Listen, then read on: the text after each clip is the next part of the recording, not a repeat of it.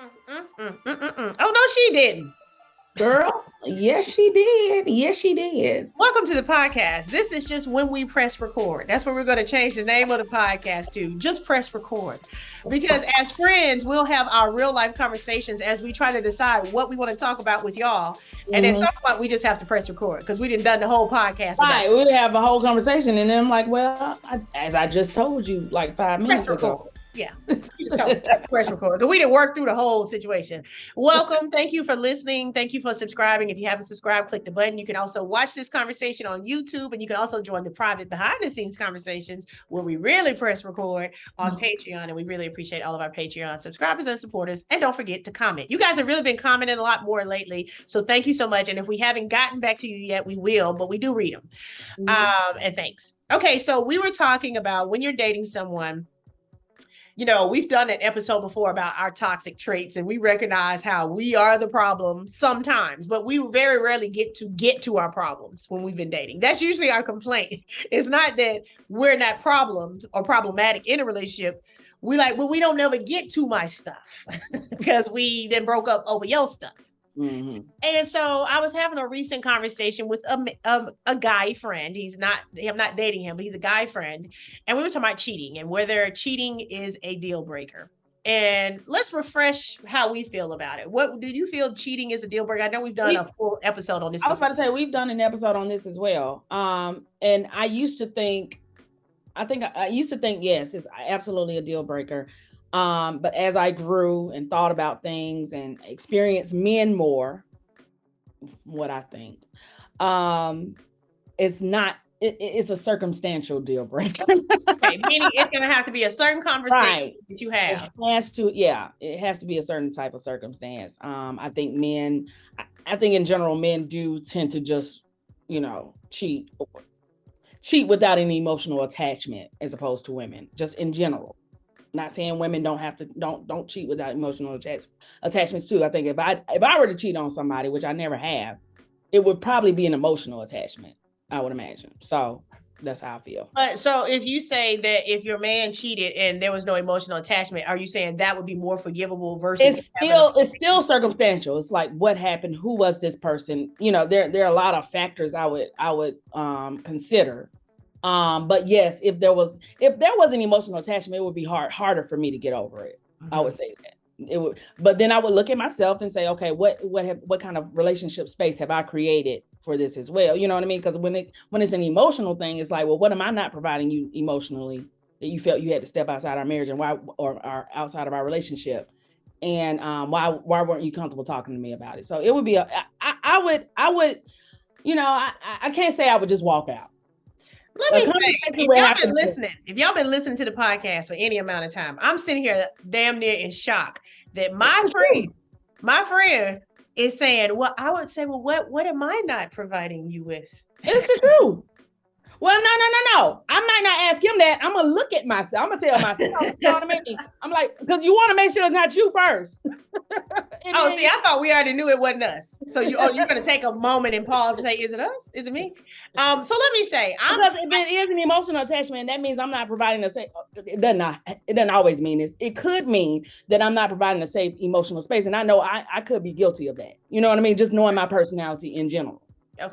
That's all. Okay. I'm saying. No, that's fair. That's fair. I would say I'm probably not as evolved as you in this space. And it's also because I'm not in a real time situation, right? And so I think, yes, it's circumstantial. If I'm in a great, wonderful relationship and my man cheats on me and I'm devastated and heartbroken, my question would be, do I want to give up all the greatness I had or we had together for this indiscretion, right? Or if we was already struggling and having a bad time, you ain't gonna be taking me down through there. We weren't even doing this, right? Correct. So I think that also factors into it. That I think sometimes when men are like, oh well, women aren't forgiving. It's like, but was she having a good time before you did that? Women are forgiving. That's the thing. I know we both have been very forgiving when it comes to like dating people who not I don't necessarily. know that I've ever forgiven someone that cheated on me. I'm not talking about cheating. I'm talking about just anything though, just treating us. And we let things. We give grace. We do. Grace. And so I told my guy friend when we were talking about this recently and why I brought it to my mind today, I said, I'm still in a space where either you need to break up with me because you have the need to be with other people, or you better be so good that I don't ever find out. Now, if you can't figure out how to do one of them two things, anything in between is going to probably be a challenge for me. Right. Yeah. So either if you break up with me and then maybe a month or two after we break up, you start coming back, I'm going to say it was somebody he wanted to sleep with. It was something that happened. And guess what? We wasn't together. You didn't cheat on me, and we fine. And whether I get back with you or not depends on where I am in the world.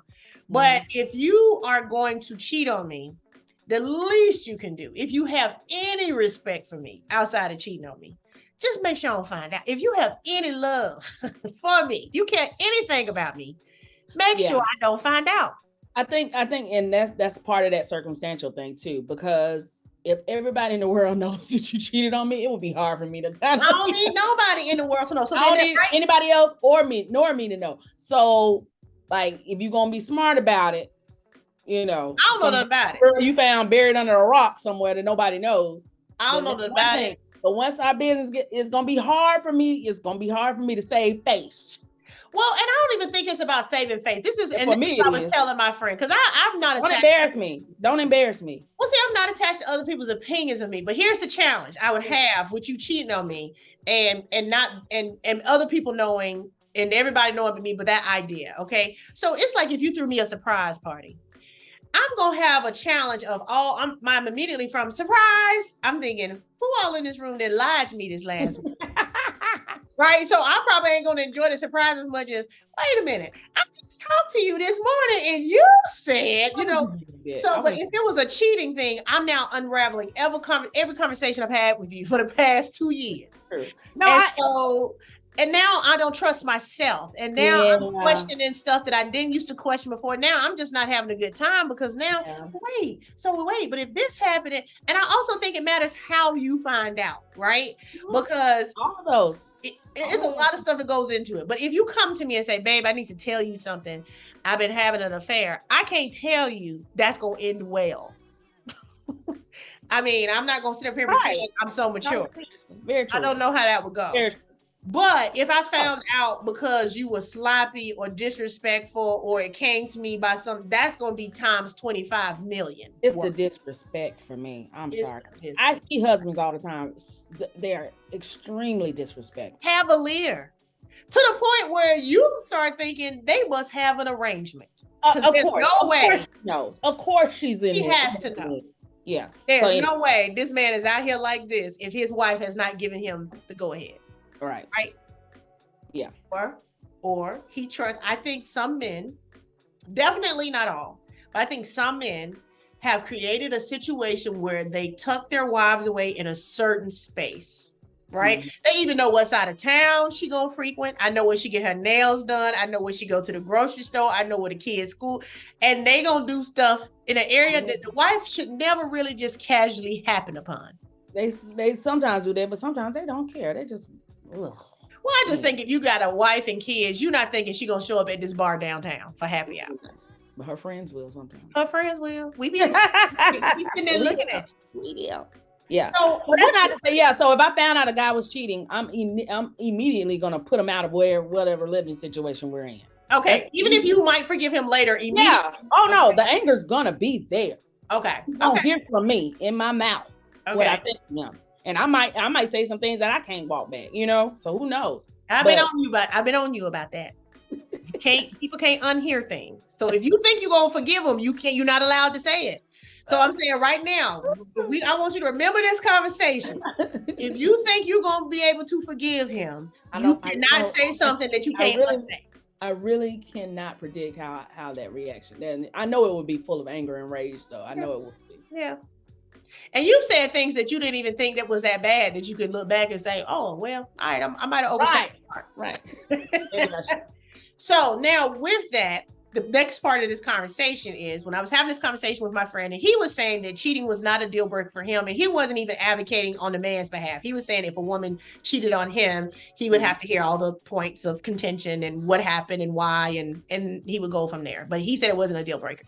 Now, is cheating a mistake or a choice? Because then that was the next part where he and I disagree. Now, I can accept an apology for a mistake. Things are going to happen. I'm going to hurt your feelings. I'm going to slip up and say things that you heard wrong, or I said it wrong, and I'm going to need to apologize because that was a mistake. That was not my intention. I rarely find cheating as a mistake. Yes, overall on a Google Earth map view, it is considered a mistake, but it is an active choice to end up in someone else's vagina. To me, it is a mistake that you're doing it, but I don't think you get to apologize in the mistake category when that was a literal choice. What do you think? I got you. You know what? I actually had this conversation with the last guy I dated for a long, several months, and we were on the opposite ends of this conversation too. He was on your side. He felt that there is no mistake category for it. I understand that point, because yes, it ultimately, once you decide to cross that line, that is a choice in that moment. And I think the mistake part comes in while putting yourself in a situation where a choice has to be made. So I tried to explain that to him, but he was adamant that there are no mistakes in cheating, and there's no he was the type, he would not forgive anybody for cheating. And that's usually a unique space for a man to be in. Yeah. He said I would never, because I would never do it, and I feel like if I can not do it, and you shouldn't do it either, and that just breaks that trust for him. So yeah, I mean, I think ultimately, yes, it is a choice, but the mistake is the putting yourself in that position to make that choice. And it's a lot of different positions we all can put ourselves in that we would be very available to make the choice, which would be a mistake. And for me, I would use the example of, being a stand-up comedian. I'm usually around men. A lot of times they want to go hang out and drink. I love to hang out and drink, but I don't put myself in the space to hang out and drink with them because I know once you've been drinking and hanging out and that little hand touch, and you're not using all your right minds. And that's part of the excitement, is how bad this is about to be. Right. And then you sober up, and this has never happened to me, but I don't put myself in a situation where I got to wake up and say, oh man, we drank too much, or what do we say, or what do we do?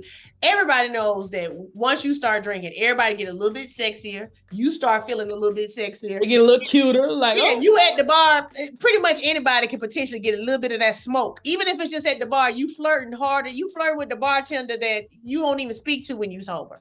So I think because you hopefully know that at a certain age, you don't know that when you're young, because you still thinking, oh, that was the one time that happened. I can know that I don't do certain things at certain junctures when I want to be able to manage myself in a certain way.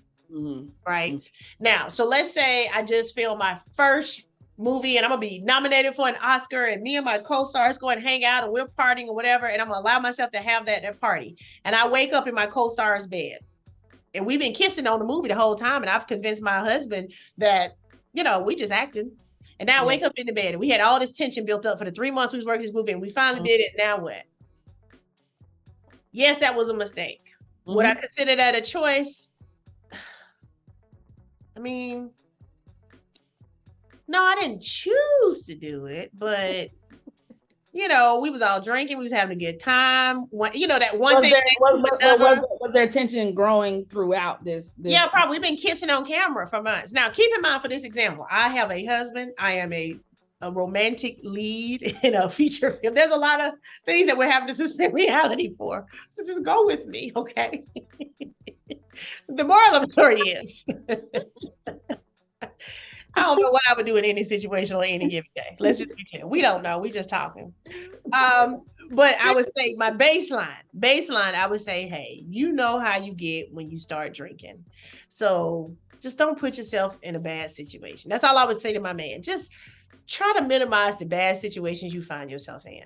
And all of us gonna wake up in a place and a time or whatever, because this is what I found about drinking. Even just when I'm drinking, sipping by myself at home, I love a nice little margarita wine cocktail. Love them. Okay. But I actually like the way they taste. And I'm also addicted to sugar. I don't like to be drunk. I don't like the way drunk feels. I don't like to be hungover. So all the things that drinking too much, I am 100% against. However, I will sit there and sip enough of that margarita flavored wine cocktail to get a little sleepy, to not feel 100% the next day. It's not full blown drunk. It's not full of hangover, but I've drank enough, even consciously knowing those aren't positive things. Yeah. So I think you got to, and I think that's where self-awareness comes in. And we talk about that a lot at our big age, that we do expect people to be a little bit more self-aware, a little bit more accountable to themselves. And I say, well, that's just how I've been, or that's how I was raised. It's like, we big ages now. And we got to know how to minimize our opportunities to fail. Yes. Yes. Very true. Because there's a lot out there for you to fail. It is a lot. It is a lot. For men and women, you know, I would say it's probably more women in relationships that have men in their DMs than vice versa. Yeah, or I mean, probably so. Or just, so women are having to use just as many, you know what I mean? Just as many. Everybody got access to everybody. Right. That's the thing. Everyone is pretty much accessible to everyone. And so all you got to do is see that one picture and be like, oh, I wish I had a man that would keep my lawn looking that good. Next thing you know, I can come see about your lawn. Somebody, I got your lawn. I can come cut your grass. But I mean, it happens quickly, right? And like you said, it might be some emotional component. Now, sometimes it's not. Sometimes we just like validation and we get greedy and we like that everybody like us and we just be happy with one person like us. And that happens for some people. That's for some people, yeah, that's the thing. But I'm in a space right now where, you know, by the time, if I get married, I'm not overly attached to the idea, but I'm obviously, if I got married, I would probably be 50-ish if it happened. Okay. And I would have to say to myself at 47 today, not being interested in getting married, not being interested in dating, but how I feel today, right? Which I know will be a different place and a different time. I do want to, our conversation that me and this friend had made me feel like, okay, well, maybe I'm more attached to a toxic idea of a relationship because I'm going to want to break up. I'm not going to want to forgive you. I'm going to hold you to a set, you know, and is that me lowering my standards saying, oh, I'm being realistic, or I don't know what that is. I don't like the word toxic in that context, in this context, this conversation. Because I think that's we use it a lot, but I think it's a strong word. I don't think that makes you attached to a toxic relationship if you don't want your mate to cheat on you. Well, if I can't forgive them for it. Or this one, well, not one and the same, but yes, if you can't get over your mate cheating on you, that's human. Right. I mean, that's a human reaction to see, when somebody says, well, we're going to have ups and downs and we're all going to make mistakes. And you're like, yeah, but I think you have to decide. And that's what a lot of people in relationships, you have to decide the things that are okay and the things that are not, but it's always a personal choice. It's not, it's not what somebody else thinks that, you should be able to. It's just like grief. Everybody grieves differently. Everybody's grief looks differently. Like, I shouldn't have to, I'm not toxic because, I lost a loved one on Monday and I go back to work on Tuesday. You know what I mean? So I don't know. So, I mean, there may be other ways we are toxic, which we have talked about, but I don't know if I would use the word toxic. Okay. So we're not using the word toxic, but I'm trying to get in my mind, and again, we all know, you could say, or as the great philosopher Mike Tyson once said, everybody got a plan until they get punched in the mouth, right? Right. So we can all talk about, right. I would be like this. And even your guy friend can say what he would feel in that moment, and maybe he's experienced it, but every experience is different. Every relationship is different. And so we don't know. But I think I'm still kind of in the deal breaker status. And I probably have been that way most of my life. Like, I haven't matured into a space where I'm like, well, things happen. Even though I know things happen, I know just because you cheated on me don't mean you love me any less. I can rationalize and know all those things like intelligently, right? But I think because of the way my mind works, I'm going to start unraveling so many layers of this onion that you really didn't mean to unravel, right? You really just had a weak moment and made a mistake. And I'm like, no, because see, this is like, and then and what about, and so now the next time, and I don't like to be in my head that much about another person. Yeah. You know what I'm saying? I would just rather count my losses and be like, I can't have somebody else in my head this much. And that may be the toxic part of it. Right. I'm not going to have, and that's why I can't date for extended periods of time when people got me wondering, concerned, confused, sad, mad, disappointed. I'm like, okay, I got somebody else in my head too much. I don't like the way that feels, and they're not adding positive stuff, right? It's one thing, somebody's like, ooh, I'm thinking about love and adventures and excitement and all that. I'm like, nah, I'd rather just not do this. Right. And I think that's just where my brain has always been. So I guess that's my default setting is if this came up and caused me to feel all these other things, then yeah, I would probably just be like, all right, that's a wrap. And I also, again, would depend on how I found out, how many times was it, it'd be all that other stuff. But I think baseline, I don't know. We have to be in like this amazing relationship that I just cannot. And that's what I was referring to in the beginning. It has to be like, I honestly was thinking marriage more than anything. If if I've already decided that this is the person I want to spend the rest of my life with, then there has to be a thought and a conversation about, And if we are having a good life together. Right. Now, if the relationship is already struggling, then no, I'm not, I'm not wasting my time on anything like that. But we never get to that point anyway, because once we struggle. Can somebody who has ever gotten to that point speak in the comments? Because y'all struggle a little bit. It's like, okay, whatever. Listen, for me to imagine a husband, I'm also nominated for an Oscar. So you see where my brain goes with the imagination of it all. Imagination. Dream big, baby. That's your husband on that red carpet for that Oscar. But leave us a comment. Let us know, have you been cheated on? Have you cheated? Was it a mistake or was it a choice? Hindsight is truly the only perfect science. What would you do differently, whether you forgave or didn't forgive or vice versa? We would really love people who have actually been in this situation to leave comments on this topic, because as we said, the only person that after I said I can't think of anybody that actively cheated on me that I knew about, I can say the one that I got back with during the pandemic, he did, and I did. Yeah. Even though I didn't have proof, I 100% knew. And then even after the fact, getting back, so, and that wasn't because it was so great. That was, again, I thought we all was going to die. It was 2020. So I don't even hold that against me. But let us know if you've been in that situation. How did it work out? Do you have regrets? Would you do things differently? Because it might be somebody right now that broke up with somebody that cheated on them. And in the years past, they've always said, you know what? That should not have been a deal breaker based on the relationship we had. And, I don't know. Yeah, and the timing, all that. It's about time. Yeah, it's a lot that goes into it. I will admit a lot goes into it, but I also still would say my default is no, Jack. Because this is what I told my friend. Now, I don't know how I'm gonna take this if I'm not sleeping with all the people I would accidentally mistakenly sleep with, but you are. So now, how's that fair? And that's probably my biggest struggle with it. So you mean to tell me all of the potential mistakes I turned down because I'm in a relationship, you're not turning down? And now this is when you see people having arrangements or an open marriage or, and you just get into all these other spaces, because that's the Charles Woodson rule. I think my first thought would be, and I'm literally not sleeping with this dude that I would sleep with if I wasn't married. Like I would if I wasn't married. And I'm not, because I'm married. And yet still, you're leaning towards toxicity. I'm just telling you what it is. Because people do that get back all the time. Yeah, I know. And I think that's unhealthy, right? So that's what I'm saying. It's like it's very rarely just this one casual mistake. Right.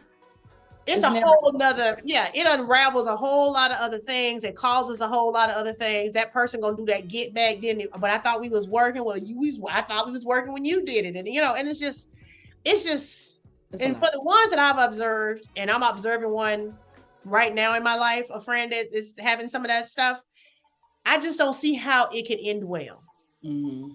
Even if it means everybody just goes away, nobody ever finds out, or you still inside, it's a thing. It's just it. Whether people speak it or not, it's not gonna go away. Y'all need to watch that movie Unfaithful with Diane Lane and Richard Gere. That was just random, but it's a movie called Unfaithful. It's one of my favorite movies. Yeah, my dog likes it too. Leave a comment. Let us know what you think. Until next time. Oh no, he didn't. Girl, yes he did. Yes he did.